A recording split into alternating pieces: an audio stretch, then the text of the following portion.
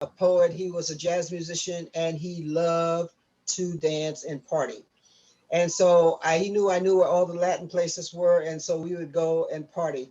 But he was quite a character, and he was also an unbelievably spiritual guy. Roble in Spanish means a oak tree or a big strong man, and he was all of that. So this is it. It's in English, Spanglish, and Tagalog. It is Robles, Al Robles with love. Silencio. Robles is missing. It's way too quiet around here these days, and we miss him. This one of a kind poetic daredevil transplanted culture personified adobo con bebop with an awe-inspiring, playful, impish smile that always lets the best of us know we were at home. Lifting up tradition anytime it lost its balance and tried to fall, trading the tallest of tales in the park, conjuring strength in ageless spirits older than time, or locked in a musical trance, happy to be completely under the spell of a Bobby Enriquez tune at Bay John's, a Pinoy homeboy on a mission. The strength of his soul reborn with every poem, a lovable rascal defying description. Silencio. Shh. Where is he? Al, the Fillmore flipster, stalking creativity with a vengeance, finding pieces of creativity and truth everywhere in everything. The eternal essence of intelligent existence leading him on, dancing word circles all around him. There are days when none of it made any sense, but then it was funny and beautiful, ridiculous or ugly. More than once, it was both inspiring and tragic. Historic landmarks in the making of Blossom, myth building poems, tons of stories needing to be told, and they came pouring down like an unstoppable flood, a furious waterfall. Hold on, I hope. Hold on. Hello? Are you okay? What? I'm in a poetry reading. Okay. Okay, sorry about that. She's doing blood work test. Okay, where was I? Okay, I'm going to start at Al the Fillmore Flipster. Stalking creativity with a vengeance, finding pieces of creativity and truth everywhere.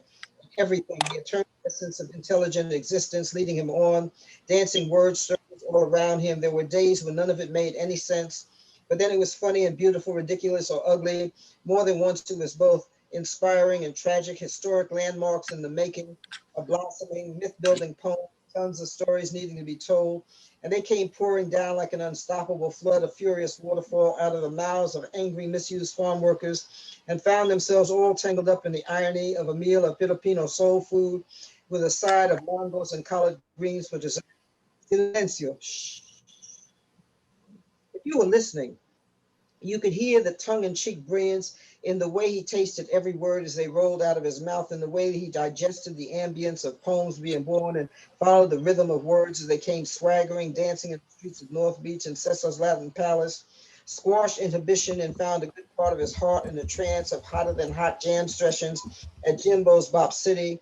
Al, the Fillmore Flipster, a clever, predictable trickster, the undisputed poet laureate of Manila Town, who comfortably wrapped himself in a mixture of Smiley Winsors, Cooling Tong, Flip Nunez, and Sarah Vaughan. Silencio, the muse is in mourning, but there will never be enough tears to wash away the legacy of his vision, the spiritual pride and integrity of his poetry, lives in the resurrection of the I Hotel, hides behind the hungry laughter of city slick hustlers, is buried beneath stolen visions and the exposure of soulless, big-time urban magicians who sell fantasies to the disillusioned. His powerful word magic conjured the reclamation of otherwise unacknowledged young men who left their whole world a world away on the other side of a sea of broken dreams, but never forgot to take the time to heal, rejoice, and laugh as they partied, gambled, and danced at cha-cha-cha and romance nights and sawbacks away at the California Hotel, held up the economy on Columbus and the clubs on Broadway, and almost wore out the pavement up and down Kearney and Grant. Then came to on the same old farms picking fruit the next day. Silencio? No. There is no sadness strong enough to erase the hipness of his vision. Al Robles, our Fillmore Flipster, our eternal trickster, magnificent Manon, it will never be over, and we will not be silent. Right And on. a short one, this is called an ungentrified spirit, dedicated to the wild and gentle spirit of Al Robles. Our Robles, a strong, unstoppable oak tree, he's still there. I can feel his presence everywhere. I see the dedication of spirit written all over the city, dancing through every place he's ever been. He's still there, a magnificent mystic, a Manon ungentrified, uncolonized, unbroken, a poetic healer on a mission, still roaming the streets of Manila town, hanging out in every jazz club in the Fillmore, voraciously sampling the food in Chinatown. I see him, feel him, listening gently to homesick Manongs in the park in North Beach, and reading his poetry with anyone who listened. Our Robles, a strong but gentle man on a mission, an ungentrified spirit, unbroken rather, unstoppable, forever roaming the streets of San Francisco, his backpack full of strong, healing dreams, looking for anyone who needs one. Maybe even you. Do you need one? Thank you for your ears. Right on. Yeah. Avacha, thank Thank you. Thank you Yeah. so thank you so much for that. We want to welcome a couple of guests that just slid in. Raymond Tyler, I think he's from AC, Atlantic City. Is that right, Raymond? Okay. And Nancy Hom, Hi, Nancy. how you doing? You know, I really appreciate that that poem, Avacha, because it really gets to the heart of who my uncle was. He was a trickster, you know, and as serious as he may have been, he he did have a hell of a sense of humor. He really, you know, he loved to laugh, you know, and you know, people that were kind of odd were drawn to him, right? He was kind of like a magnet for the castaways and the oddballs, and that's one of the things I really loved about my uncle. Let's see, Mr. Peñaranda, are you still here? Oscar, did he slip away? Oh man, Oscar. Okay, I guess he's going to be coming back soon. Um, the book, Rappin with 10,000 Carabaos in the Dark, originally came out in 1996, and my cousin Utopia knows all about this book because I think she has 10 copies under the bed. Uh, but you know what, cuz you know, when this came out in 1996, funny thing about Uncle Al was that he was so unassuming that it wasn't as if he was embarrassed, but he didn't like to really have the attention. So when this came out, when he slipped a copy of this to me when we were walking down Market Street, and he took it out, and he went like this, here, take it, and he shoved it in my thing as if to kind of keep it kind of a secret. So he was telling me about this guy. He says, yeah, I was with this guy. His name is this brother, this guy, Russell Leong, right? And we were at the house, and you know, we were throwing poems all over the floor and this, that, and the other thing. So I'd like to welcome next a very good friend, longtime friend of not only Uncle Al Robles, but also Uncle Russell Robles, rest in peace, both of them. The editor of the first book and also the second book, Mr. Russell Leong. And if you can unmute Russell, that would be great. Okay. Can you hear me now? Okay, Perfect. yeah, you said it about right. You know, Uncle, oh no, he's not Uncle, but Al didn't even show up for his book party. We had this big book party at City Lights, and we were waiting for a couple hours. And then it turns out he said he was on a bus in Alameda or something, or stranded or something like that. So other people had to read his poems. I think he was too shy. But here's how the book actually came together. I figured that, you know, I knew El and his brother Russell for about maybe 50 years. In the late 60s, I was living in between Chinatown and J-Town, and I think El was living in J-Town at that time also. And Russell was a student at the SF State.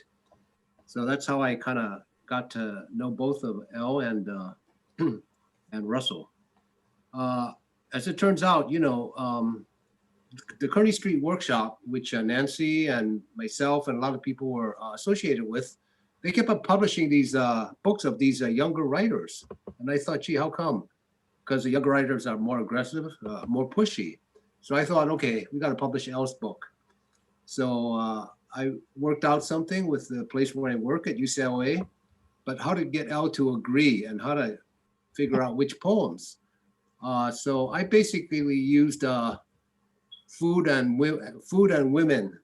So okay, uh, basically I invited Elle to my place in LA and picked him up in the Greyhound station, I believe, and then took him to Rose's Cafe, a Filipino place in East Hollywood, where we had a lot of rice and stuff, adobo probably.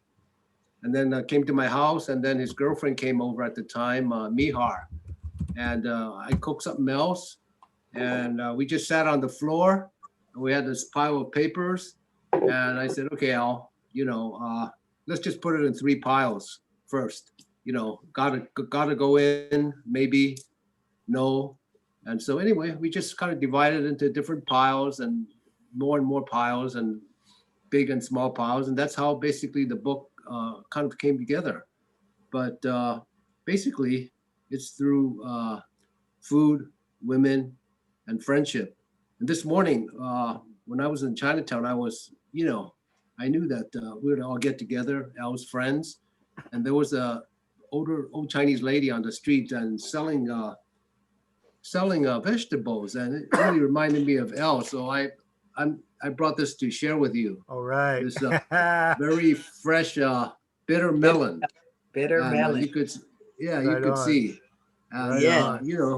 you could see it's grown in the garden, and it's great for making a bitter melon adobo. And so this is kind of to help celebrate. And I'm cooking rice now too, because the Zoom, unfortunately, you can't smell anything. So I'm cooking some rice in the background and adding to the atmosphere. So, all you need is rice, pork, bitter melon, soy sauce, garlic, bay leaf, and you have a party. There you And go. so let's celebrate Elle's book. Actually, Tony actually wrote the book is expanded from the first one. Tony Robles wrote a very nice preface, and we also added a prose piece, an essay about poetry written by Elle. A lot of people just think Elle writes poetry, but actually he's like Avacha said, he's a man of all trades, and there's a very long essay about his writing process in the back. So this is actually an expanded edition.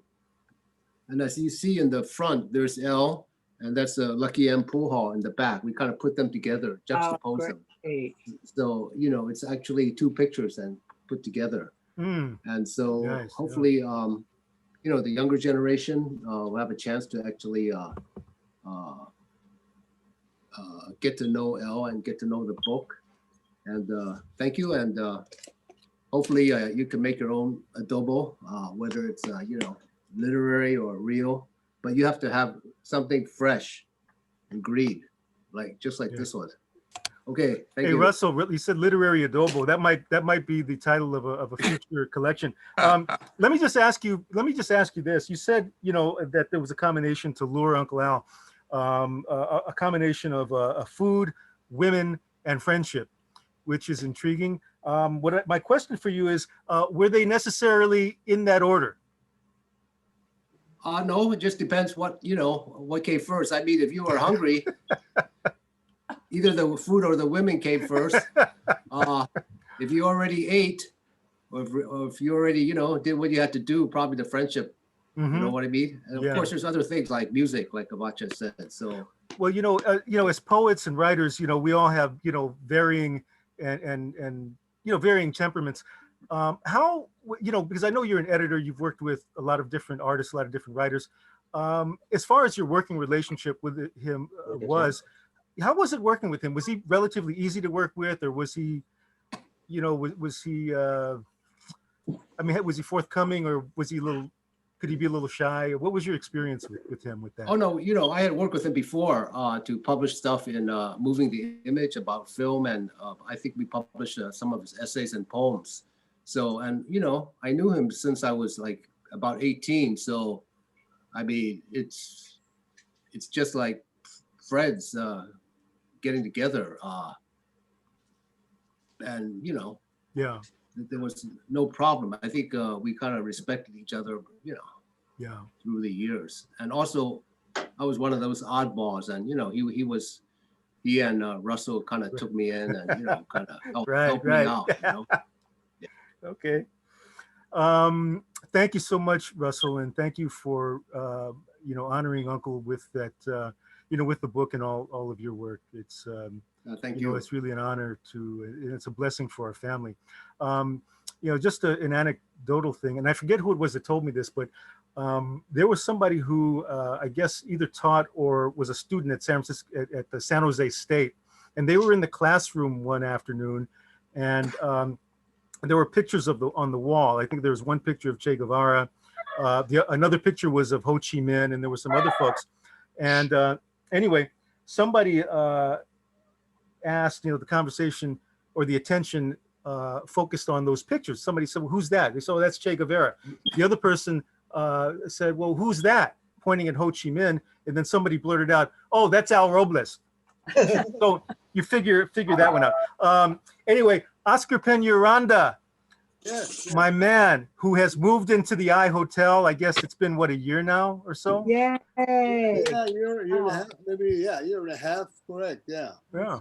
So anyway, my man and I consider you a mentor as well as a friend. The floor is yours, Senator. Oh, okay. Now, you notice I disappeared for a few seconds there. Yeah. That's because I was searching for the poem I was going to read for Al. And I discovered I can't do both, so I'm going to switch back and forth. If I sort of get to the poem, it might take a little while to get there, but it might not. You never know. You never. Sometimes you can figure it out. Sometimes you can't.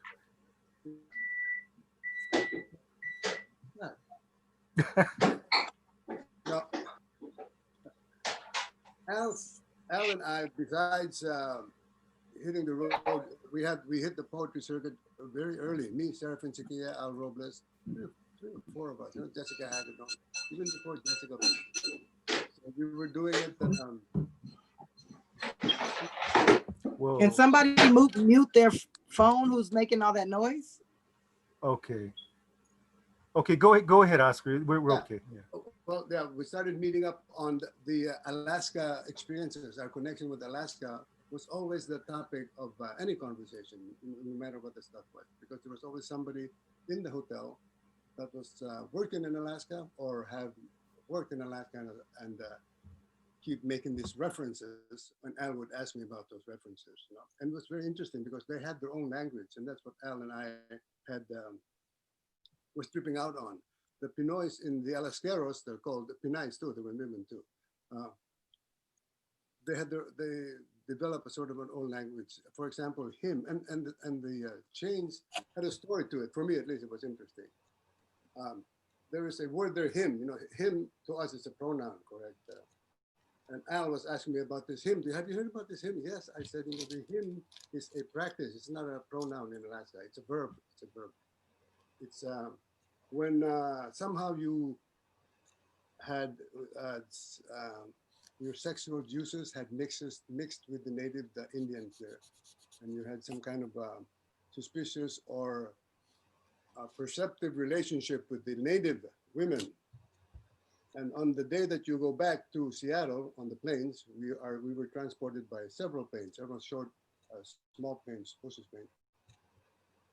There was a practice that if the woman would want you to stay and you're trying to run away, or because a lot of Pinoys had that reputation of running away from their girlfriends. So the native woman would stand there where they would be boarding the plane with the sheriff and would point out the guy that had an affair with him, and she would say, him. And that, so you would say, for example, where's Tony Robles now? Is he coming this next season? Oh no, he cannot come this season. He got himmed last season. He's still there. So that's like, I explained that to Al, and then Al had to, I guess, get that context. But there's, I love this, the layers of, I guess, friendship that we had, Al, and we never really took it seriously.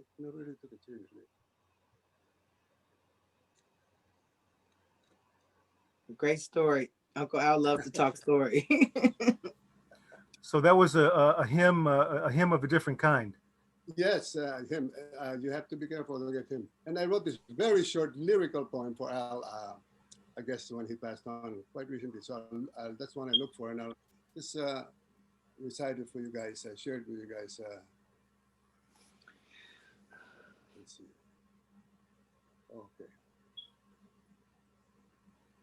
This carabao has gone home to the village.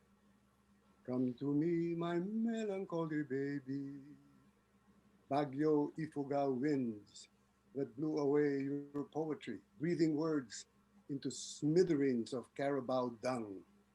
Kearney Street Manong, Manila Town Igorot, Ifugao Mountain Traveler, Tagatak Seeker, dancing and sucking between the juices, somewhere between the fish and the head tail and the oxtail lies the answer. Beneath the winter snow, maybe, or wait until the white snow melts in the spring, about 10 in the morning when dogs have deep thoughts. The spirit that he celebrated lived in him throughout. The spirit of the manong, of the giver, the helper, the survivor, the never sell out, the dreamer, the provider, the visionary, the joie de vivre, the compassionate, the human, the spirit of the manongs and the manangs, yes, particularly of that time, but eternal and universal at any time and any place, like you, my brother, even though now you, Manila Town Carabao, had gone home to your village. Oh, it's beautiful.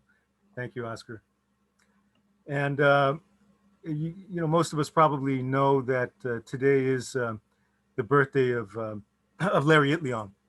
Larry Itliong's birthday today, and the I guess, you know, Filipino-American History Month coming to a close. You mentioned Carabao, Oscar. This is I don't know if Caroline remembers this one. We were in Banawi actually. We were store hopping, man. We were trying to buy everything. I was looking for bolo knives, man. Yeah. I got this one, man, and there's another one outside. I got a pair of them, and these don't have any varnish on them. That's what I liked about it. Mm-hmm. There's no. Have you, Tony, have you heard a couple of the white carabaos in the literature, Philippine literature? No. Yeah, they used. I read it in a couple of them. I can't remember now, but I'll try to remember and refer you to it. I read it in a couple of stories in which the white carabao was specifically a symbol for something. I don't know. The white. I guess like the white buffalo for the Indians. I'm not sure. I didn't do it myself, so but it's good to read it. Yeah. No, I'd never heard of that one. I mean, I remember when we had gone to the Philippines. You know, when I had gone for the first time, I had met with you, and then we were in I think we were in Negros Oriental, right? Yeah. And we were taking this drive, man. It was almost like a drive through the subconscious. And then I remember seeing Carabaos on the side of the road, and then there was these cane fields that they were burning. Yeah. They were burning the cane fields, and I think you were sitting in front, nearest the air conditioning, because I was very hot in the back. But that's okay. I'm not holding that against you. Experience. You know, I knew where to sit. Yeah. So anyway, I want to kind of segue to let's see. We had, you know, recently we did a program on filmmaker Curtis Choi, and some brilliant person had the idea of calling the program "What's Wrong with Curtis Choi," and you know, we named it that. We couldn't figure out what was wrong. Didn't seem like anything was wrong, actually. But Curtis, it's always good seeing you and having you here. And anyway, thought you could maybe give some words about you know, the documentary and your friendship with Uncle Al.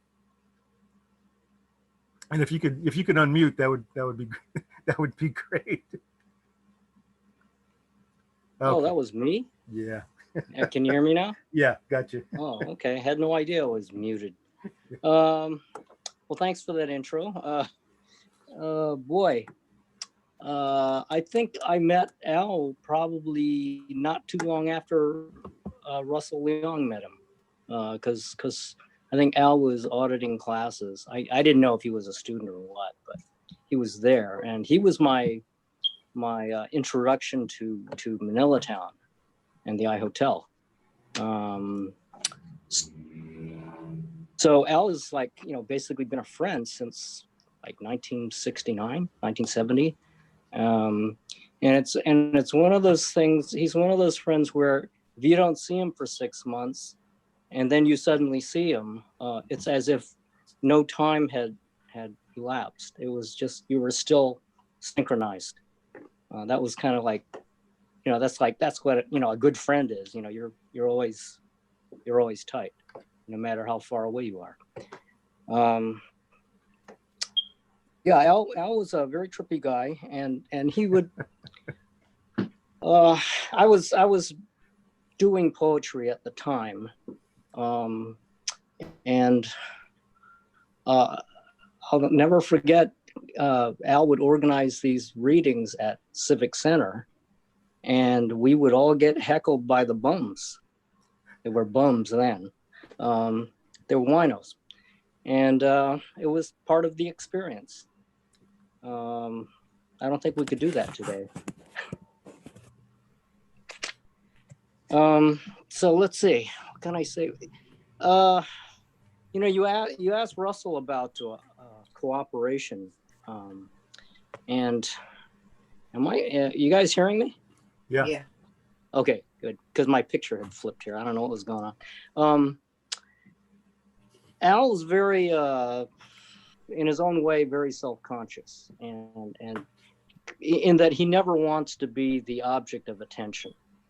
It was always about the monologues, or the needs of somebody else, and he had this subconscious way of deflecting from the lens, whether he would turn or his hand would be there, kind of. He didn't do that, but that was enough to let you know that he really didn't want to be on camera. He didn't want to be publicized. So I had to figure out sneaky ways to get in front of him so I could see his face.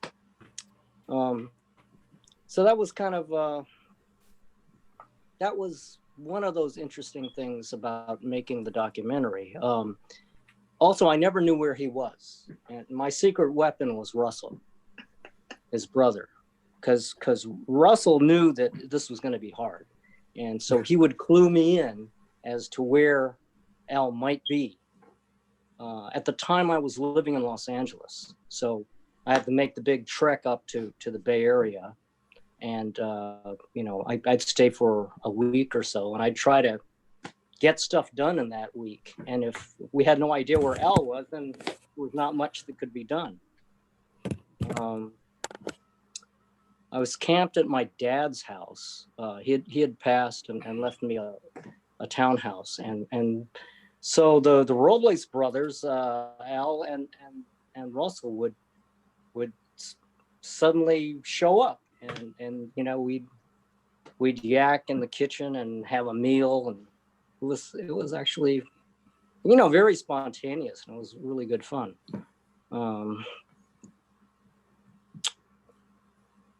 Okay, I'm at a dead end, so ask me something. You guys were, a similar situation with Russell Leong, actually, I think, because his book launch, 10,000 Carabaos, happened in '96. It was supposed to happen at the City Lights bookstore, and Uncle Al didn't show up. And it was funny because we were there, we were kind of freaking out, and people were, it was almost like it was standing room only, And I think Russell's theory was that he was across the street at Carl's Jr., probably looking at us.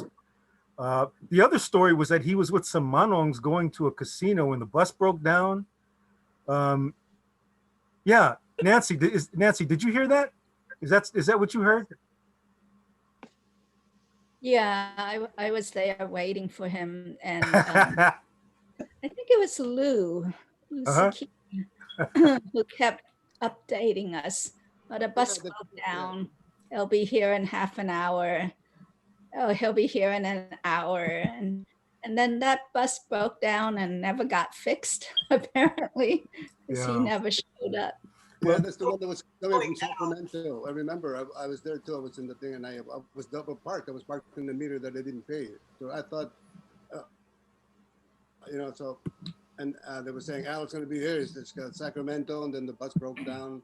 But I knew he was probably, I don't know, he was probably reading someplace in the library. Well, knowing Alice, I did. He was probably somewhere eating. I had never seen anybody who never seemed to gain a pound that had the most insatiable appetite Right. on earth. So he was probably, as he said, across the street eating, preferably for him Chinese food, tons of it. Man, I don't know how the man was not weighing 500 pounds. I've never seen anybody eat like him. Well, you know who finally broke it up, though? We were waiting and waiting and waiting. And finally, we were all kind of in a circle. And in a City Lights was about, it was standing room only. I was taken by how many people gathered. It was finally Jaime Jacinto who took Uncle Al's book and read one of the blurbs from the back. And then somebody had the great idea of just starting to read a poem. And then they ended up just passing the book, one person to the next, until we got through one of the poems. And that's kind of how it went. Yeah. But I had a PowerPoint that I wanted to share with you guys. I want to share part of it because I think it's kind of good, just kind of like the way it's going right now. But there's a couple of interesting things in the PowerPoint. So I'm going to go to the share screen thing that I have here. And let's see, can everybody see this? Can you see it? Yeah. It's loading. Oh, yeah. What's it? Okay. So let me, let's see here.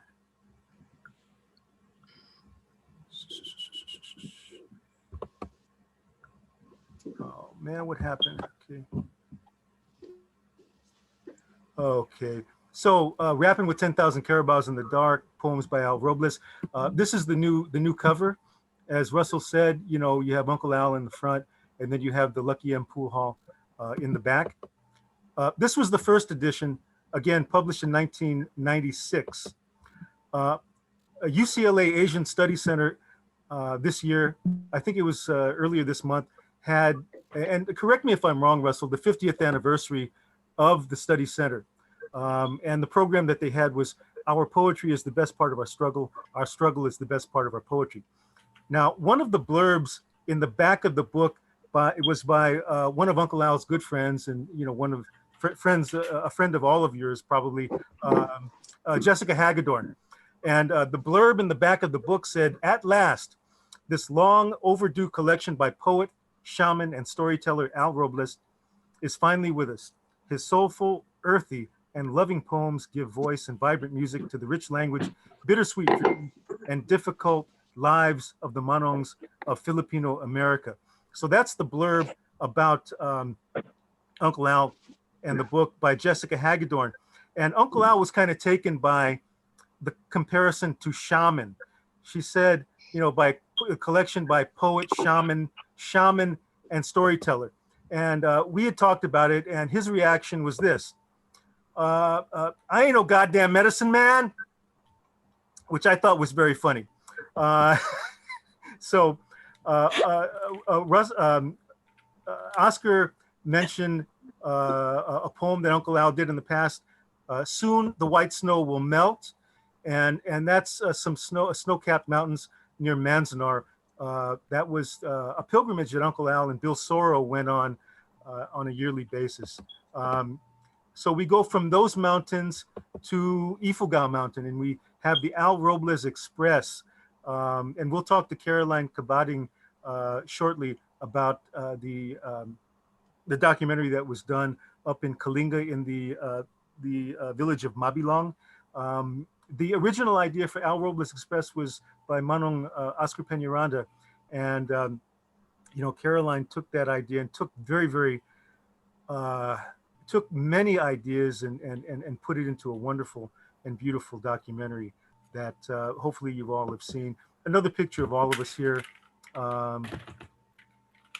And we had a wonderful time in the Philippines. we have the Al Robles Living Library Project at Poor Magazine, which honors the memory of Uncle Al. That was a painting done by, I believe it was Karina Lomeli, who did that picture. There was a launch for the Uncle Al Library. The lady who's reading is Maria Tan, who's in her 90s. She was a very close friend of Uncle Al. And to your left or to my right in the picture is Jack Hirschman. Also present at that library launch was the late Phil Chavez, who is playing ukulele for Uncle Al. Some themes of Uncle Al in the book: 1,000 Filipino songs, Ako Ay Filipino. And this logo, this picture, this rendering is by Bayani Art, which is so gorgeous. And they have it in front of the one of the pictures of the I Hotel. As you know, Uncle Al lived in the Fillmore Black Ghetto. Sometimes my heart is black. Sometimes, Taupe, you're still there, right? Can you read Yes, that? I'm here. Yeah, can you read that? Sure. Sometimes my heart is black. Sometimes my heart is Chicano. Sometimes my heart is black and Chicano at the same time. And can you read that one? Sometimes my belly is black. Sometimes my belly is Chicano. Sometimes my belly is black and Chicano at the same time. Sometimes my belly embraces all things, swallowing black, brown, yellow, red, belching up poems. Oh, beautiful, beautiful. And he was very much like the the white snow melting, metaphor for a lot of politics, affirmative action, a lot of those things, right? So he was using poetry in a very beautiful way. Al and Bill, he had a poem called Ode to Bill Sorrow, and he said, Bill Sorrow cried for Santos of the International Hotel. Oscar, can you read this one? Sure, sure. I know about where this came out too. It came out from a Japanese publication in the beginning. Anyways, Bill Sorrow cried for Santos of the International Hotel, Santos of the St. Paul Hotel, Santos of Kearney Street, Santos of Manila Town, Santos his kababayan, Santos of his brown hands digging for his roots. And that's an excerpt of the book. Again, that's Bill Sorrow, Ode to Bill Sorrow. And actually, there was a publication in I think, Oscar, you had mentioned it, that was published in Japan. It was called Ode to Bill Sorrow, Odes to Bill Sorrow. And I don't know how they got away with this, but they practically published the whole damn book. It was the whole thing. It was part Japanese on one side and English on the other side. Yeah, it was kind of funny. And then there is the Homefulness project in Deep East Oakland that I wanted to bring attention to, because that was Poor Magazine was and still is a very viable project that's based on community reparations and sweat equity model of housing in Deep East Oakland.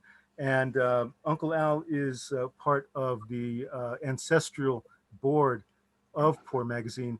And from Poor Magazine, we have Tiny. Poe Poets Project's been around a long, long time. And Uncle Al and the Living Library Project is in Deep East Oakland at Poor Magazine. We want to welcome Tiny from Poor Magazine.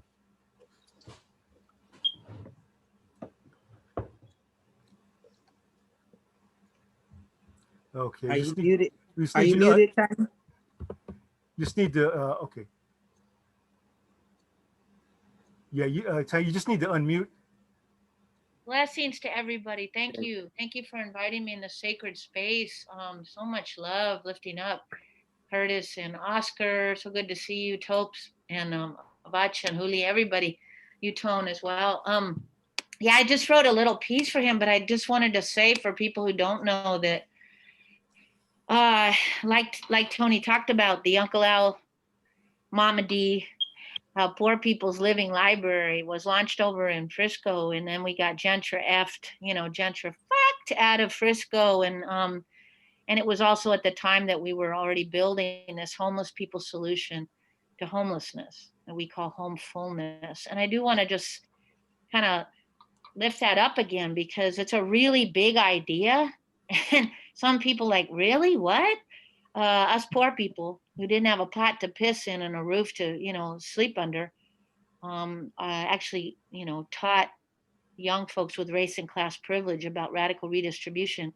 And so we were able to buy, quote unquote, buy Mama Earth so that we could spiritually and legally unsell her what we're doing here at Homefulness. And it's a huge idea. And it's, modeled after the Zapatistas and Shack Dwellers Union in South Africa, but it's also modeled in large part after the powerful work of liberation infiltration that Uncle Al did with, what I would call the government non-profiteers and politricksters of Frisco to get the I Hotel. He said it was a meeting that lasted 30 years. He used to say that, right? And I'll never forget that. And as we were struggling to do what we did here, and Tone was part of it as well, there were so many times and so many ways that we were sort of discouraged, not to mention the fact that the infiltrators and haters tried to take us down and continue to, and it's an ongoing struggle for poor people to do something like this. But I always think of Uncle Al and his spirit and his love and his refusal to ever give up, and I think that's, he like so many have said here, he never popped his collar. And he was the true definition of humility, but he was such a fierce warrior. And I just want to say that because I think that sometimes we don't see warriors as the peace and the calm spirit that Uncle Al brought, but also as a love spirit. And I do want to just name that, right? Because wherever he went and however he went, he was always walking in love. And I teach about Uncle Al in our revolutionary poetry class that we have at Decolonize Academy, which is a liberation school that we started here at Homefulness for homeless and formerly homeless children. And they read out of the 10,000 Carabaos book that, is our torn copy. And then Tone just sent us one of these beautiful new ones. And there's so much medicine to be taught. So I just want to send that love. I also want to point out that he is part of our ancestor board. We have a family elders process. We're not a non-profiteer, so we move as a poor people-led movement, but we have a family council. And we have Mama D, my mama, who transitioned 2006, a little before Uncle Al did, and Uncle Al, and now Lori, our beautiful sister Lori, Piri Tomas and Dr. China Soleil and Kilu Niasha are on our ancestor family council. And so I wrote this short piece that I'll read, if it's okay for him. And one of his grandnephews, Tibu, is here as well. So hopefully he'll show his face in a second. Uncle Al, we need you now. Uncle Al, we need you now. Your humble self getting lost on the altar. But I look and listen, and when my back stiffens, I see you covered in gray beard and fluffy ponytail. Poetic whispers and sorrow lifting as we figure out how to manifesting a dream where poor and homeless people refuse the capitalist scheme by taking back our ancestors' dreams, by taking back our ancestors' dreams of land without landlords and life without bloodstained dollars. Uncle Al, we need you now. But my heart knows you are here. Is it too late? As the haters, politricksters, and wealth hoarders state, for us poor peoples to create? Nah. Hey, you know the drills, Uncle. You know them way too well. Change won't come from a savior, a pimp, or an institution. Change will only come from a poor people-led revolution. Uncle Al, you know the struggle ain't the same without your calm gaze.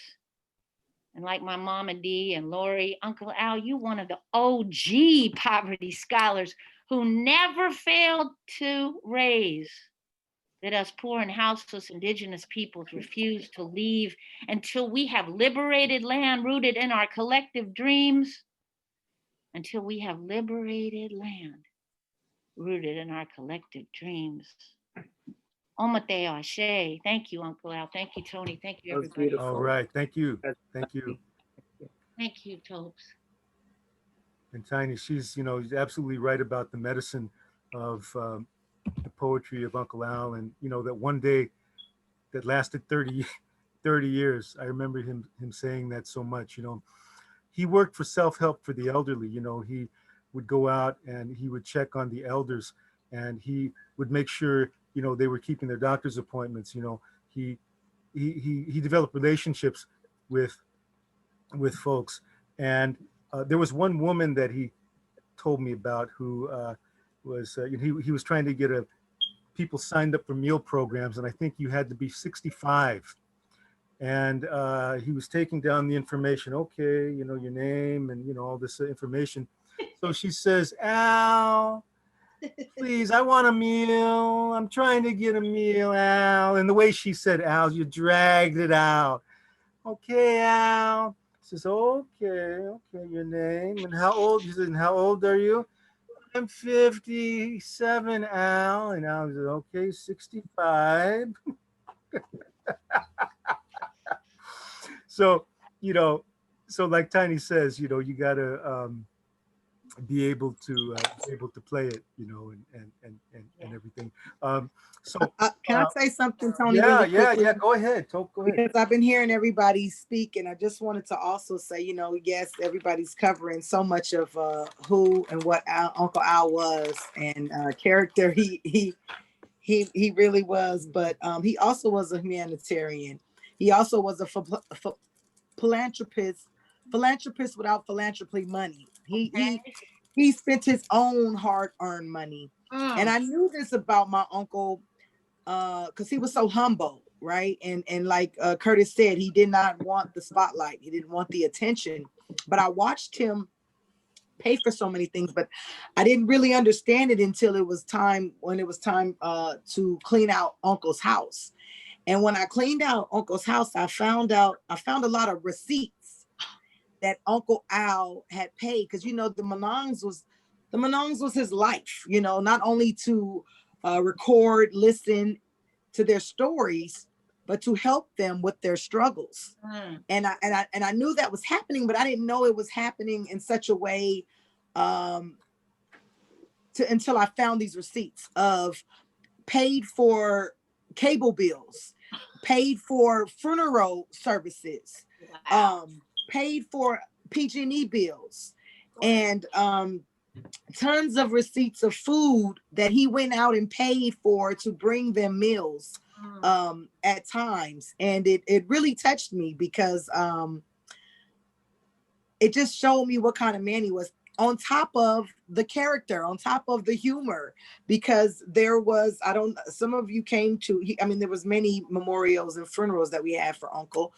And I spoke this story, I think once or twice, but we have a mixed Filipino and everything else family.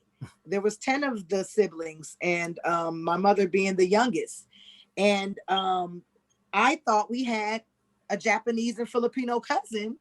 I can't think of the name that Uncle Al's PG&E bill was in, but I asked around in the family because I had to pay the bill in order to clean the house. And I'm thinking, who is this cousin or who is this uncle? I'm asking everybody, nobody knew of it. But then there was a longtime friend of Uncle Al's, a poet, who came to where Cecil Williams and his wife did the memorial at their church. And she said that she was way back with Uncle Al when he was doing his monk thing and had the tea ceremony thing at his house. And he took in a stray cat. And she's telling this poem, you guys. And I'm sitting there listening. And the cat's name was the name of the PG&E bill that my uncle had in his name for almost 40, 50 years. Oh, man. And I mean, I laughed when I'm telling you guys, when I was crying, missing my uncle.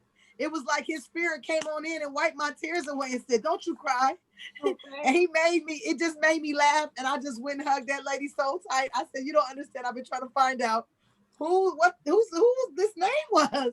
And it was Uncle Al's cat back in the day. So I had to tell this story just to keep the spirit of his humor alive here and just to share for a moment, because we know he did the activism. We knew he loved the music. We know he didn't want to be seen and was humble. But I mean, as his niece, who house he ate at all the time, I didn't know that these back end things was happening.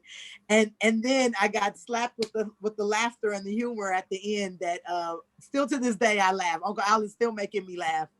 His spirit is around me at all times. So I just wanted to share that with you all right now. So yeah. Thank you, Tell. Yeah. I think the name of the cat was Konyaku. Yes. If I'm not mistaken, Konyaku is the cat. Yes. Yeah. One of you, I'm proud to say, is kind of my and I don't eat steak that often, but kind of like my steak and ice cream partner. We eat the steak dinner and then we wash the steak dinner down with ice cream. Caroline Kabading is the current executive director over at Manila Town, and she's a filmmaker and a dancer and a singer and does all this stuff and made it possible for us to even go to the Philippines. So much love to Caroline, and nice to see you. It's great to see you as well. I was wondering, I don't know if it's going to work, but I would love to share a media piece if I could, and I would just need to have like sharing privileges. I think if I made it. Let's see. Let me see if I can do that. Just make her a host, Tony. Make her a host. Do it. Okay, hold on one second. And how do you? Oh, you would go into participants, okay, and then find my name. Oh, okay. And make me a host. Okay. So what I'm gonna do is hopefully this will work. And if it doesn't work, you can just chat me. Anyone can say I can't hear the sound or the video doesn't show up. But let me see if I can try to pull this off. Okay, so I'm not a co-host yet, or it says that I'm disabled. There you go. Host. Okay, let's try. Okay, so I'm going to. Okay. So first, can folks see? Oh yeah, good to see you. Logo. Okay, so I want to set this up by saying Al Robles was asked one time, "What is going to save the world?" And he said, "Fine art." And the next question was, "What is fine art?" And he said, "The manongs." And I think that enough folks have sort of expressed how important the manongs of Manila Town were to him. So I'm going to keep my fingers crossed that this media piece that celebrates that love comes through. Hello, stranger.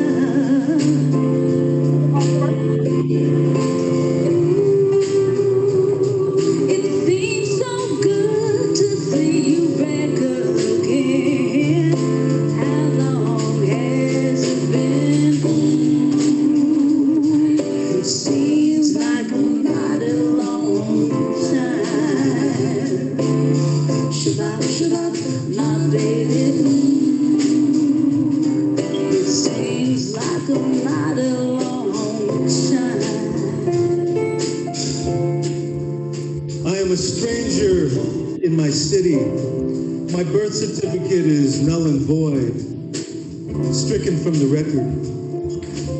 And I walk the streets of my city, and the eyes that are set firmly in dimly lit faces cast shadowless shadows that ask, "What are you doing here?" Or, "Can I help you with something?" I am the sock that got lost in the dryer. And Leticia, I ask you right now, where do all those socks go? I look at my city, and the city looks back at me with the eyes of a stranger. And from some old cafe, that old song comes over the speakers. Hello, stranger.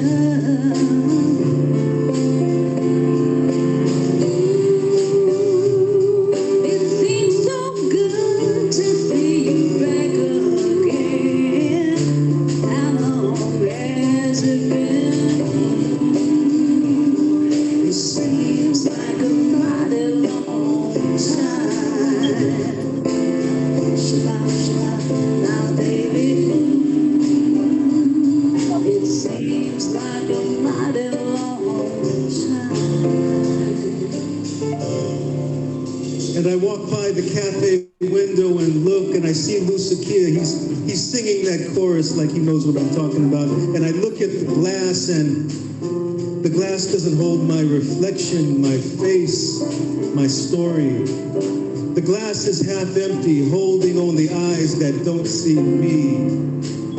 And the song fades into my ears. I say the song fades into my ears, that song that goes back so deep, so deep, so deep. It passes by and it goes and it fades into my ears, and this is what I hear as I walk by, passing by. Hello, stranger.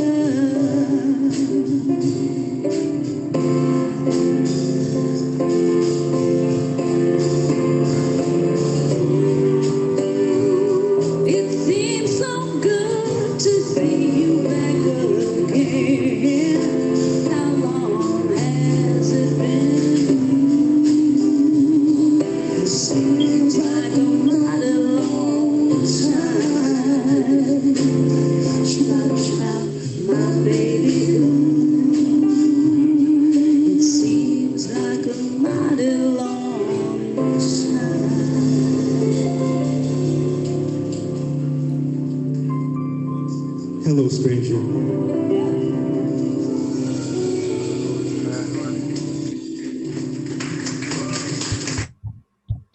Right on. Yeah, so that was like a lot of like wonderful contributions there. The heart of Al Robles, Tony reciting one of Al's poems, and of course the beautiful photography of Tony Remington of the Monongs themselves, which we can all agree they were fine art. So so I wanted to share that, you know, from Manila Town and the International Hotel. And as Tony said, our most recent project last year, our documentary, The Al Robles Express, inspired by Oscar Peñaranda, took place and premiered last year. And it was basically an exploration of the homeland that he was able to express and understand in his heart, but ironically never got to visit himself. And it was also an exploration of what poet Shirley Ancheta said was the creation myth of the Filipino-American community in the children's book, Looking for Ifugao Mountain. So all of those themes sort of came into it. And what happened, instead of Al being able to take that journey because he passed away before he could take his first trip to the Philippines, was that friends very close to his heart and family came in his stead as a tribute. And that, of course, was Tony Robles, Tony Remington, Oscar Peñaranda, and Lusakia. And so that's basically what we created last year. He lives on in pieces like you just saw, and his spirit permeates the International Hotel all the time. In tribal Philippines, there are these little wooden figures that are called anitos. The Bicolana people call them anitos. People have them in their homes, and they're supposed to house the spirits of ancestors, because ancestors almost become like gods that are looking over you. And for sure, Al Robles is one of the anitos of the International Hotel Manila Town Center. During this time of COVID, all of our centers and art organizations are struggling right now. And by hook or by crook, the International Hotel is holding on. And I do believe that Bill Sorrow is one of the Nitos that is helping us out. Al Robles for sure. Steve Arevalo, Pete, all of them are like coming together to try to help us survive during this time. I had a question though, Tony, for you, is that how does one get a hold of the new book? You know, I have that on the on the PowerPoint.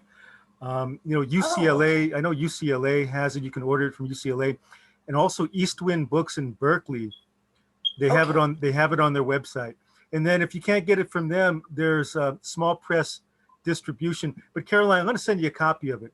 That's what I forgot to do. I need to mail you guys a copy because I got a few copies from UCLA. I mean, Russell, you know, is kind enough to send me a few copies. So I'll get a couple of copies to you and my cousin.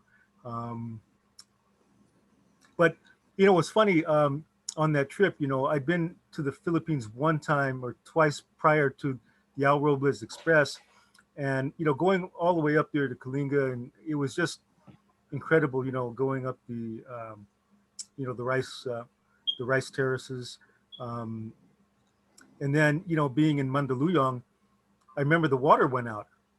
Remember there was the whole water situation, and you know, folks were carrying buckets and going up the stairs and stuff. But I didn't care though. I mean, just being there that time was wonderful, and yeah. So Caroline, thank you so much. Our next poet has the distinction of being able to, I think he lives, and correct me if I'm wrong, Vince, do you live in Iowa? Yeah, Iowa. He has the distinction of Waterloo, Iowa. It's okay. So, you know, having the distinction of living in Waterloo, Iowa, but yet having enough room in his house to actually transport the Golden Gate Bridge into his house, which is wonderful and amazing.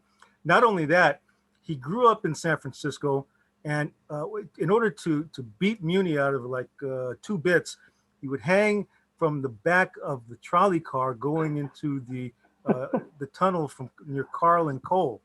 That being said, much love to you, Vince. What's happening, brother?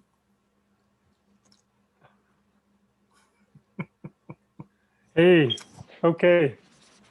I was living in the early 90s in Arcata, California, teaching at Humboldt State. And I called up Al just out of the blue, you know, and I said, hey, I'm coming down to the city. Can we have lunch, you know? And he was very kind, you know, and we went out for dim sum on Clement Street, and it was a wonderful time. That's my first time that I met him.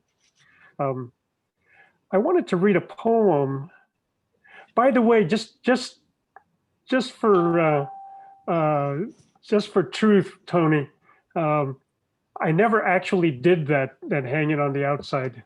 A lot of my friends did, but I never did. But we used to walk. You know, that tunnel entrance they've now fenced it off so that you can't do what we used to do, which was walk up on the concrete. You know, the balustrade there. We used to walk up to the top, then across, and then back down, and that was sort of the, you know, kind of a passing, you know, I mean, that was what we did to prove that we were men, you know. Hey, I wanted to say hi to my cousin Tony Remington. I don't know if his webcam is there, but Tony and I were raised as cousins.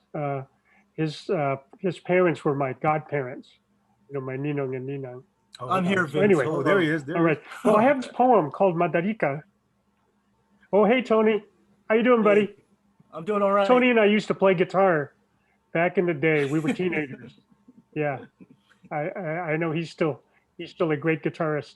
I have a poem called Madarika. Madarika in Tagalog means homeless wanderer, and this is in tribute to the work that Al did with the Manongs, and this is in the voice of a Manong at the I Hotel. You asked me my name. They got lots of names for me. Frankie, Manonchito, old timer. You walk into a Chinese restaurant with me, you see they call me amigo. Lots of names. But I'm just a Pinoy, you know. Pinoy, that's a password. You see a stranger across the street, his hair shiny with brilliantine, just like a rooster's dark blue feathers after the owner spits down the neck and head at a cockfight. So you yell out, "Hey, Pinoy." If the answer comes back, "Oy, kababayan," then you know that stranger's a friend. He'll stand at your back in a knife fight. Anyway, my name is Francisco X Velarde, X for Javier. So you see, I got a powerful patron saint. I was born in Ilocos Norte in 1906. I still remember the sunrise back home. I was the youngest of 7 boys, and it was my job to take our Calabao to the field in the morning. I remember lying on his broad back, gray like an elephant, the sun climbing between his horns as he walked, first the pink spreading across the sky like flowers. Only another place I see something like that was Alaska, where I ended up at a cannery in 24. It never got dark, you know, but when the sun would sink below the horizon, the sky would light up in purple and pink just before sunrise. All day we slave on the line. My job is cutting off fish heads. One time my compadre Paulino cut his finger right off, but we never find it. You young Pinoys, you never know how hard we worked at that cannery. And it was dangerous too. But every night we were our own boss and we played baseball, fast pitch, slow pitch in the midnight sun. I worked lots of jobs: barber, farm worker, dishwasher, houseboy, janitor. I'd done it. Every place I'd been, in Alaska, in Seattle, in Stockton, cutting asparagus, they got these dance halls, a dime for a dance. These days, a dime don't seem like much to you, but you know, it was a lot in the 30s. Very dear, mahal. But we didn't mind. Blondies, Susma, Yosef, we were crazy for those blondies. Ay, naku, no money, no honey, they used to say. After the war, one time I was going out with a blondie. She had a fur coat, a white fur coat down to her feet. Maganda. Turned out she was some kind of Russian spy. No kidding. The FBI hauled me away, and this puti, blonde hair, blue eyes, he comes in the room and says, "Kumusta kayo?" Just like he's from Manila, and his accent's better than mine. That time I was working the Presidio, folding whites in the Army hospital. They let me go because I got no top secret to give away, you see? Believe it or not, FBI agent talking Tagalog. Well, I've been here at the I Hotel since a long time before that, blondie. I have this room over 20 years, this same bed, squeak, squeak every night till I think the mice are talking back. That same desk where I used to sit and write letters back home, but I got no one there now. Same old view, Kearney Street, still the same, 20, 30 years. This room's all the home I got. They kick us out, I have just one regret. All the lots of names I got, no one ever calls me Lolo. Those years playing with blondies, I never had no kids, so now I can't have no grandson. What I got is you college boys, ask these questions like you're doing homework. Look around you. This is all there is. Remember everything about this room: the smell of old linoleum, the faded curtains, the bugs. And when your grandkids ask about the OTs, the original Manong, you tell them how we talked today. Tell them Francisco Velarde was here. Lolo Panchito was here. Right on. Thank you. Thank you, You Tony. really got the essence, you know, and you know the voice and you know just the heart and spirit of that. That was beautiful. Thank you. Thank you, The Vince. story about the FBI, that actually happened to my dad. He had a white girlfriend, and he was living at the I Hotel. He had a white girlfriend, and the FBI. It turned out she was a Russian spy. That's a whole story just lifted right Well, out that's of a whole our family legends. wow. Man, you know, I mean, it all leads back to the island, you know, the whole, everything, you know. Um, Vince, thank you. Um, and getting to your cousin, Mr. Remington, who I had the dubious honor of being with in the Philippines. I tell you, Tony, you know, if you hadn't been there, that trip would have been very different. You know, you added something there that was just was beautiful and anyway, could you talk maybe just a little bit on your you know on your friendship with Uncle Al and your relationship with him? If you could if you could unmute that. Yeah. Okay. Hey, shout out also to Luke Caseppi's here. Luke, Right my brother. on, Luke. Right on, man. Hey, I was just watching a video on YouTube the other day, coincidentally, and it's a video called Cold Mountain, and it's about Hanshan, the ancient poet, and it's narrated by Bill Porter, Gary Snyder, and Burton Watson. He's a translator apparently, but it's actually pretty interesting because how do I say this? One thing they described about the ancient poet Hanshan. Everybody's familiar with Hanshan, right? Do I need to explain it? Should I? He's a poet, right? Yeah, the ancient poet of China that lived in the mountains. Yeah. He lived in the mountains of China. He studied to be a clerk of something, or clerk, but he couldn't deal with it. He just split to the mountains and became like a vagrant. But he wrote poetry on temple walls, on rocks and trees, and he was untrained. He was an untrained poet. But he wrote so much and he was so prolific, everybody started to get to know his writing. And he was accepted among the intellectual poets of the day, of that time. But also, there's a strong parallel here that I want to make clear about Al. As Curtis had already mentioned, how Al was so great at deflecting everything, and he really was a master of deflection. But I think there's a real fundamental reason for that. As Hanshan, the poet Hanshan was, he was thought of as all the Buddhists called Hanshan a Buddhist, but he never didn't think of himself as a Buddhist at all. He's just some kind of scraggly homeless guy that lived in the mountains.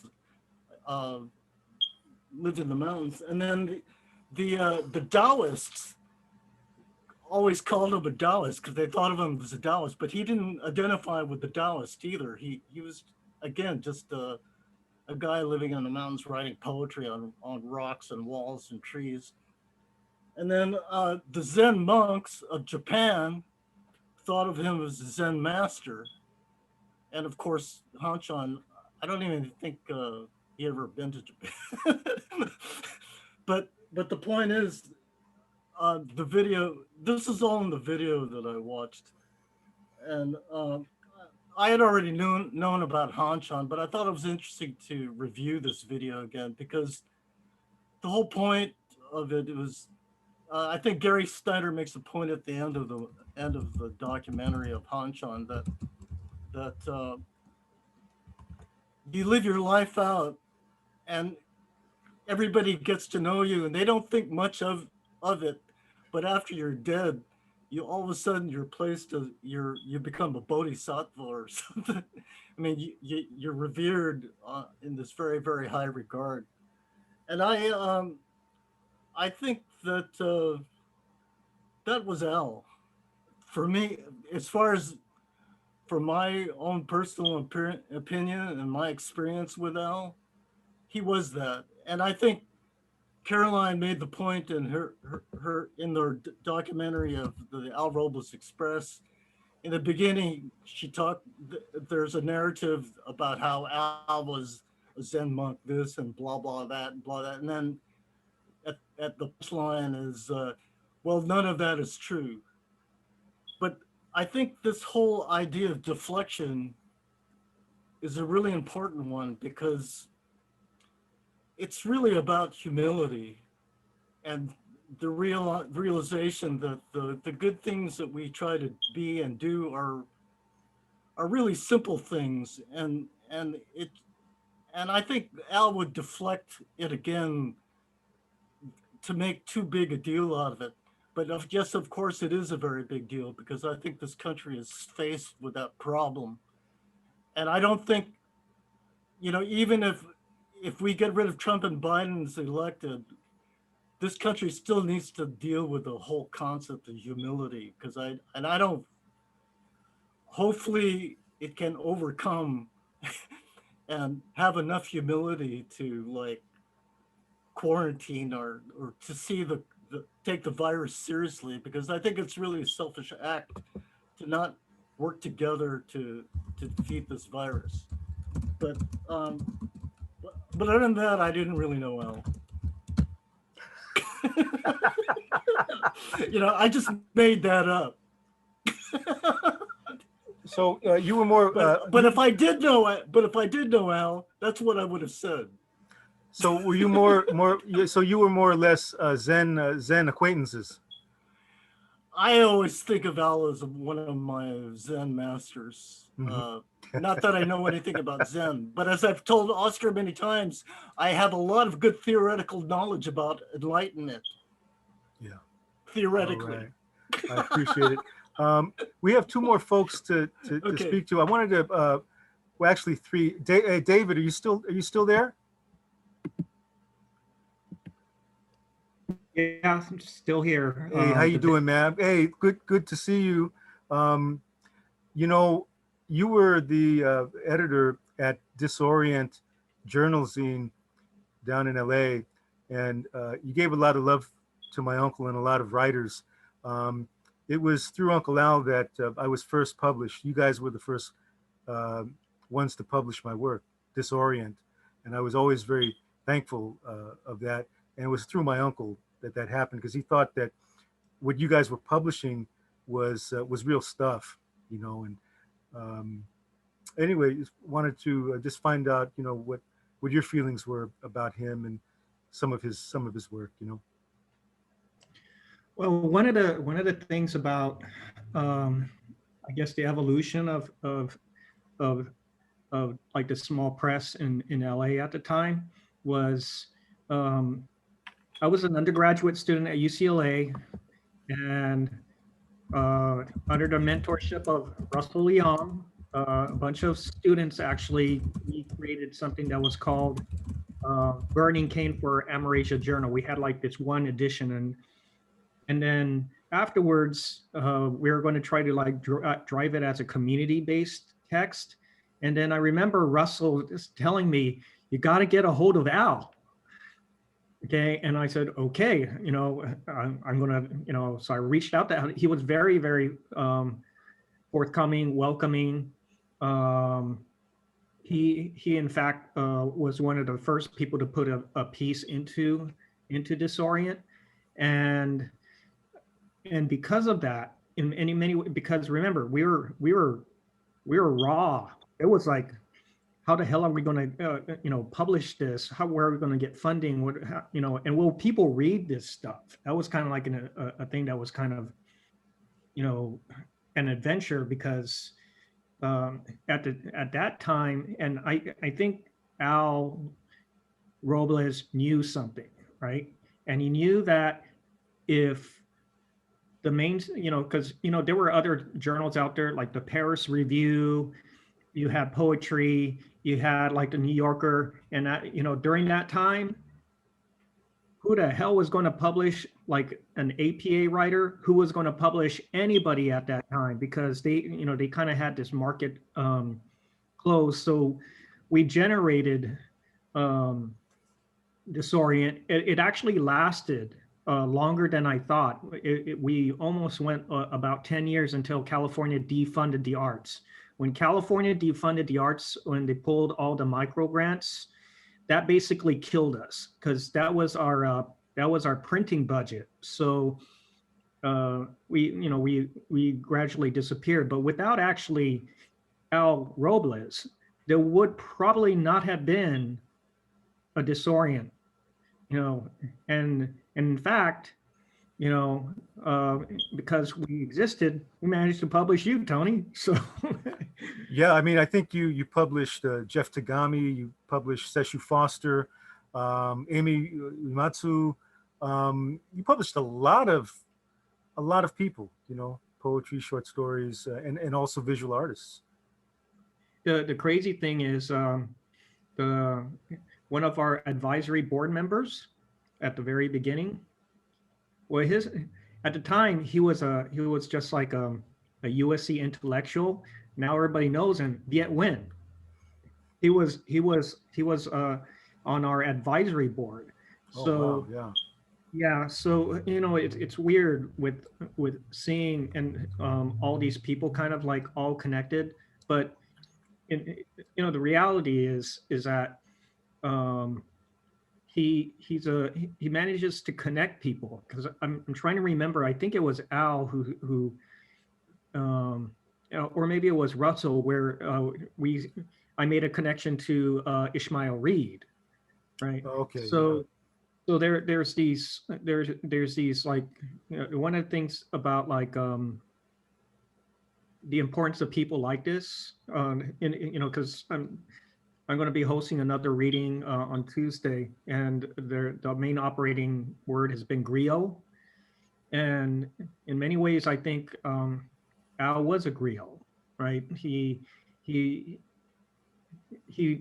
was always very, very positive in many ways about like your work. Okay, what are you doing? And it's weird because most of my correspondence with them was when we were sending submissions and other stuff. And we did actually, I think we met like a couple of times, but it was that act of putting one of his poems into Disorient that basically kind of like helped put us on the map. Yeah, absolutely. And I was always very grateful that he had made that referral. In fact, he never actually critiqued anything that I ever wrote. He never sat down with a red pen. He never really gave a bunch of feedback. Only one time, and that was the one poem that Disorient published that was mine, the very first one. And he looked at it, he says, "Hey, that's beautiful. It's 2 words, that's beautiful." And that was the closest he ever came to any kind of critique. So David, you're down in Southern California, is that correct? Yeah, I'm in Long Beach. Okay, so we're going to continue with the Southern California connection, and then we'll get to you, Avachi, okay? Tony Osumi, it's so good to see you, my brother. You're still there, aren't you? You still there, Tony? Tony,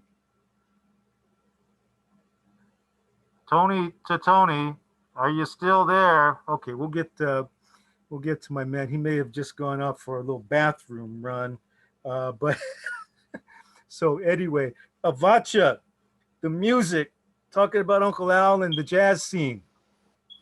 Yeah, when I first came from New York, I was living in Los Angeles, and because all of our gigs were up here in Northern California, I moved up. And the first place I lived was a small black hotel, was on McAllister and Webster, called the Kismet. And so here I am, nice Afro-Boricua girl in the black neighborhood, and didn't know anything about where the black music was. Guess who knew where it all was? Mr. Robles. Not only that, he's the one that taught me. I didn't realize a lot of the horrendous history that Filipinos had gone through when they brought men and no women and what have you. And I think that might have been the reason for his humility. I think those ancestors spoke to him. I really do. And we talked a lot about ancestral wisdom and what have you. But when we started talking, he told me about a lot of the Filipino male musicians were passing for Chinese or Japanese to get gigs, because if they were Filipino, they would not be hired, And then I want to know where all of the black jazz musicians were in the blues clubs. He knew everyone. He knew all of the clubs in the Fillmore, not just where Flip Nunez or Bobby Enriquez was, but he knew all the black clubs. He knew all the black musicians. And he introduced me to all of those things. And I'm very grateful for that. But I do believe that a lot of that humility that people saw, that we all saw at the end of Al's life, was basically because he really recognized those ancestors, and he really knew that they were talking to him, and it wasn't him, it was them. It was them, and the prices they paid for people like him or me to do what we do. Because it's kind of hard to start taking credit when some ancestor is letting you know what's going down. And I think that's really what it was all about, that he really realized it was bigger than him. And so I'm grateful that he not only realized it for him, but he was gentle enough and kind enough to let me know where all the Black music was happening. Folks who haven't read, Oscar Peñaranda has a wonderful story in one of his books where Al played with Charles Mingus. You know, I mean, he was an amazing character, but he knew where all the Black music was, all the Black musicians were, and not just jazz. He knew the blues, but he knew the Fillmore inside out. And so for that, I'm forever grateful. So enough of me. Let's go. Who's Remember that story by Oscar Peñaranda? I think the pool hustler was this guy, this Filipino named Yao Yao, who pretended he couldn't play, and he hustled Mingus before the show. I think what was that, Oscar? What prelude to? To a gig. Prelude to a gig. Prelude to a gig. Tony, you're back. So we have, Southern California connection because David, he lives down in SoCal. So Tony, I have an affinity towards you because, I'm a friend of yours on Facebook. We're both very big, fans of music of the 70s.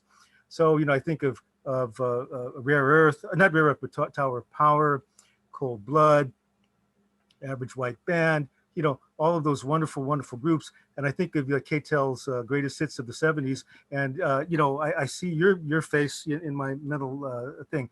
So how you doing? And if you want to just have the floor and maybe say a few things. Oh, well, I wish I knew Uncle Al better. I was in the Asian American Studies department at UCLA from 91 to 93. So of course I read his stuff. When he came and visited for his book, I was in line there at the reading and got him to sign it. And then I think I had Philip Veracruz's book with me for some reason. They were selling it also, and I got it. And he goes, and I said, I sure wish I could have got, Phil, Manong Phil to sign it, because he was there at the same time it was published too. It just missed him. And he goes, well, I'll sign it for you. I'll sign him for it. So he signed. And I think I remember him talking about food. We talked about food very briefly. And I remember him saying something about chow mein, and on the other side was a manong or something. And so I borrowed that line. I said something later on that other side was an issei on the other end of some chow mein when I wrote about old school chop suey type food, which is kind of the soul food for JAs.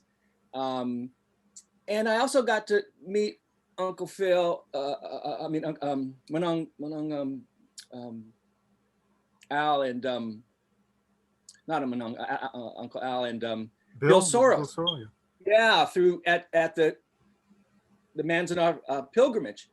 My wife started after Manzanar After Dark program. We modeled it after the Tule Lake pilgrimage, which was several days. And so we said, why don't we get people to stay a little longer after the day program? And so we started out as camping, and then it went in after it got too big and it was too many people at the campfire to hear people doing poetry and spoken word. We started doing these programs at the Independence and the UFW. And I got to know Bill and Al and some of the kids. And I think we met there, Tony. If not, it was your cousins, and for sure them. And they were great too, poetry wise. And it was great.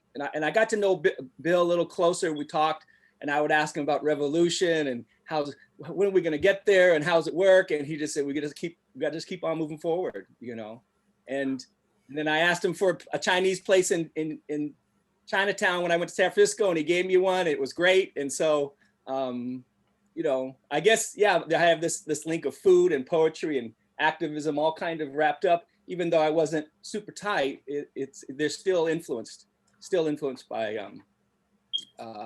the generation before us. Yeah, going to Chinatown in Oakland with Uncle Bill and Uncle Al, we were looking for a cheap place to eat. And of course, we wanted to get some chow mein, and my uncle really liked tomato beef chow mein. So he said, man, let's get something to eat. Everybody's hungry. So Uncle Bill's looking out the window and he says, oh, well, goddamn, Economy Chop Suey. And we looked at the big sign. It was a restaurant. It was called Economy Chop. He said, that's where we're going to eat, man. So, the places that they would go, like $3, man, it's like, on one side, it's some soy sauce chicken, some roast pork, and rice, like kind of like the food that you post on your Facebook wall, Tony. But yeah, at Manzanar After Dark, I remember Uncle Al playing the piano. I think he played the piano one time. Yeah. Pete Yamamoto was in the hotel room with me. And then I understood why they stuck me with him, because I've never heard somebody snore so loud in my life. We were sleeping in the same bed. I got out of that bed. I stuck toilet tissue in my ears, and I slept on the floor in the other side, because man, it was like the mountains in Manzanar, they literally shook, man. It was incredible. But anyway, we're gonna wrap up in a few minutes. Sabrina, are you still over there? Sabrina, hello? I'm here. Can you hear me? Yes, loud and clear. How's it going? Going good. You're in Illinois, correct? Yeah, south of Chicago. Okay. And, Yeah. and Uncle Al was always, I guess, encouraging you to do your thing, right? Yeah, he would do that whenever I saw him, whenever I ran into him, or and then sometimes he would call me and he would just say, Sabrina, are you doing your poetry? Are you writing? Yeah. I met Uncle Al, I think that's where I met him. I'm not quite sure, in Japantown. After Jam was fizzling out, Rich Takeshi started up. Well, I think it was Rich and Leon and Pete and who's the other artist? Leland. Oh, Leland right. Wong. Yeah, Japantown Arts. So we would meet in Japantown. The artists who I mentioned, and Uncle Al would come there. Yeah. So yeah, that's how we met. And then I would run into him just like taking the bus or out in the Mission. He liked to go to the cafe over on 18th Street. There was a donut shop there. Oh, the on donut corner of 18th and Mission. Yeah.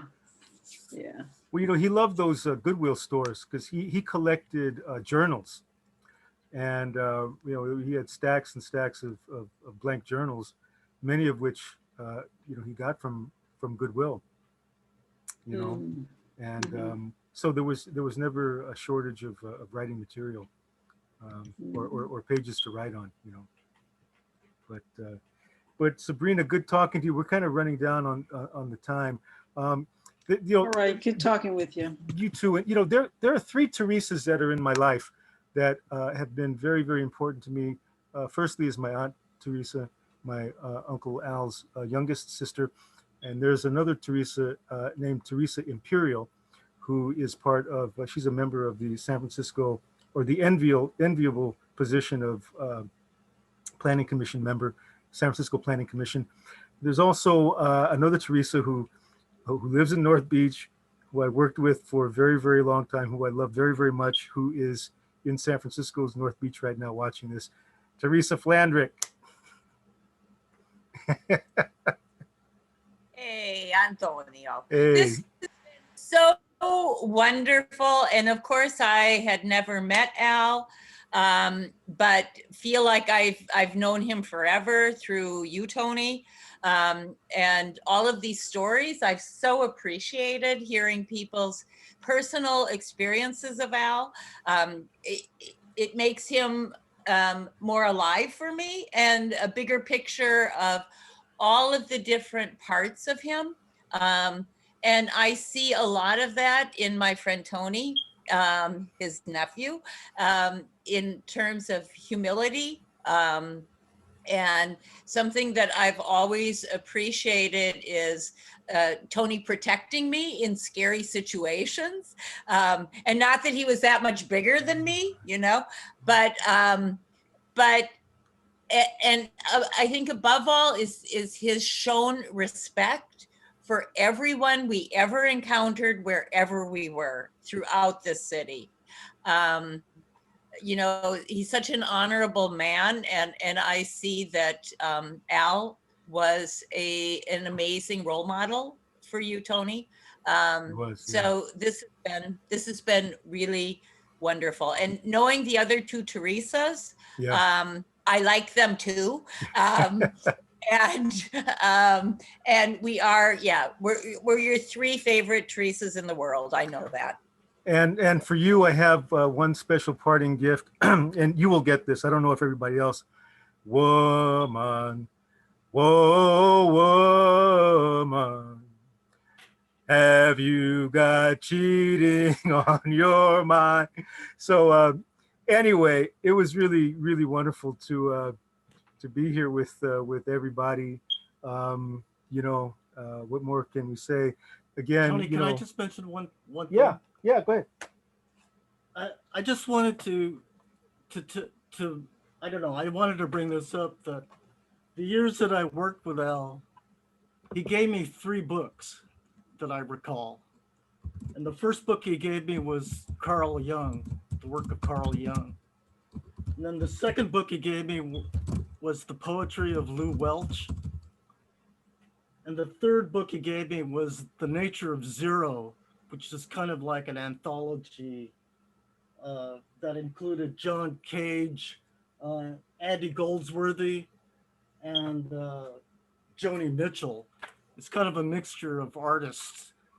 And that was one of my favorite books, and I was really excited about it after he gave it to me, after I read it. And I came to work the next day and go, Al, this is really awesome. This is really far out. And then he grabs the book from me, throws it on the table, and goes, it's no big deal. But he was always doing that to me. So anyway, but I always felt like when he gave me a book, he was trying to tell me something. And then when I get excited about it, he would just blow it off.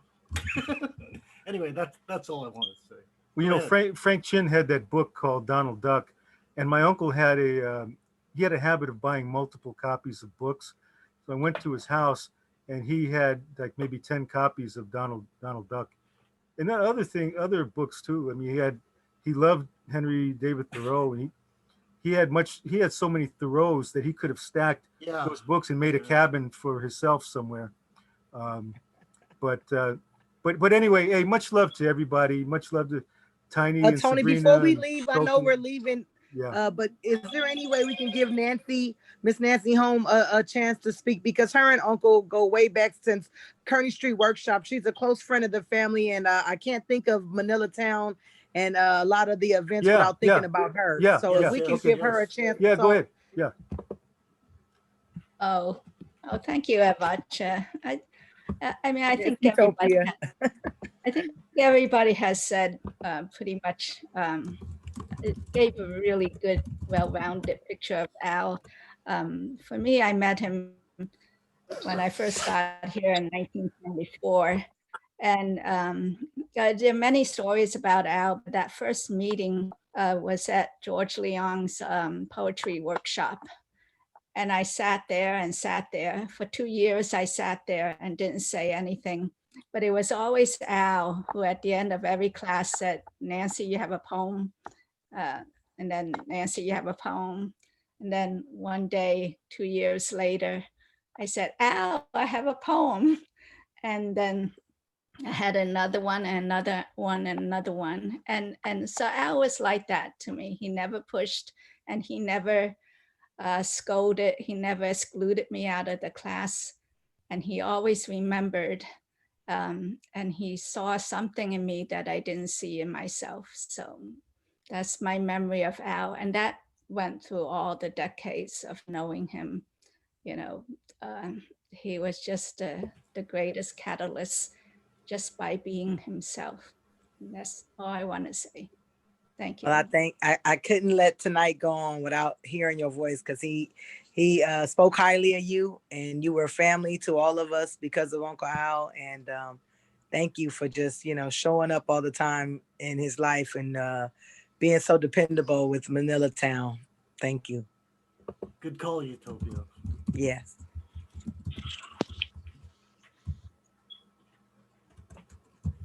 So anyway, it looks like we're creeping up to the 9 o'clock hour, which is the 6 o'clock hour in the Bay. But anyway, thank you so much for being over here. Topes, much love. And, Love you, cousin. and good seeing you. I love and everybody. Sabrina and Tiny and Thank you, and cousin Beverly Tiny.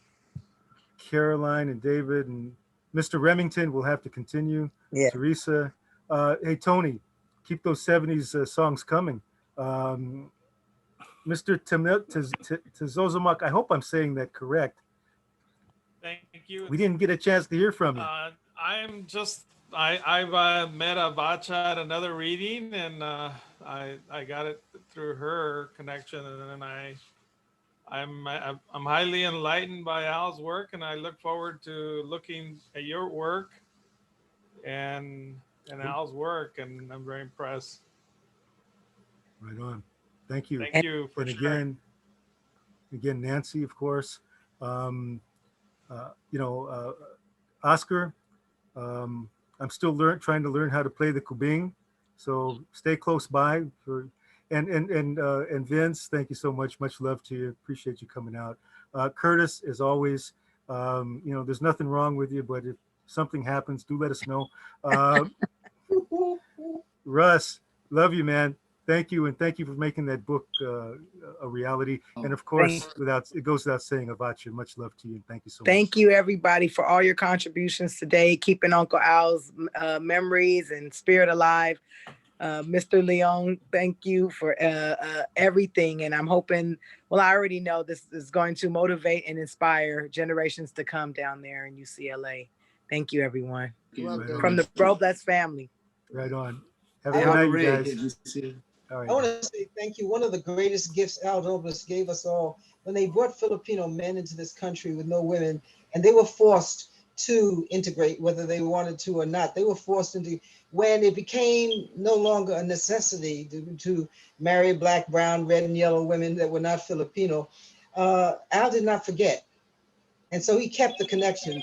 A lot of the younger groups have forgotten the link that we have with the Filipino community, or the Filipino community have the relationship with the black, brown, red, and yellow communities. Al never forgot. I really advise everybody to hear these words, not forget, because the truth is that we will not make it unless we make it together. Al knew that, he lived that, and that's one of the greatest gifts he gave us all. Amen. Right on. Thank by you. the way, I am recording this, so this is gonna. I'll post this at a later time. That's not gonna help making me laugh. Yeah, you're in trouble now, Remington. Oh yeah, hey, Tony, for your parts, I'm gonna make sure that those are captioned so that people can really, focus. I love you guys. Take care. Okay. Take care. Have a good night. Good to see you, Vince. You too, man. Good to see you, man. Nice seeing you again, man. Thanks, Tiny. Take care. Tony, if you need help with uploading to YouTube, just message me because I know how to do it. Oh, I sure will. Okay. Thank you. Okay. Thank you. Hey, cousin Tony, good to see you too. Yeah, good to see you. Really good to see you. Yeah, thanks, Tony, for getting it all together and seeing old friends too. David, Tony Usumi, Avacha. Right on. Yeah. All right. All right, Avacha. All right, Mr. Remington. Tony. All right, Vince. All right, Nancy. See you guys.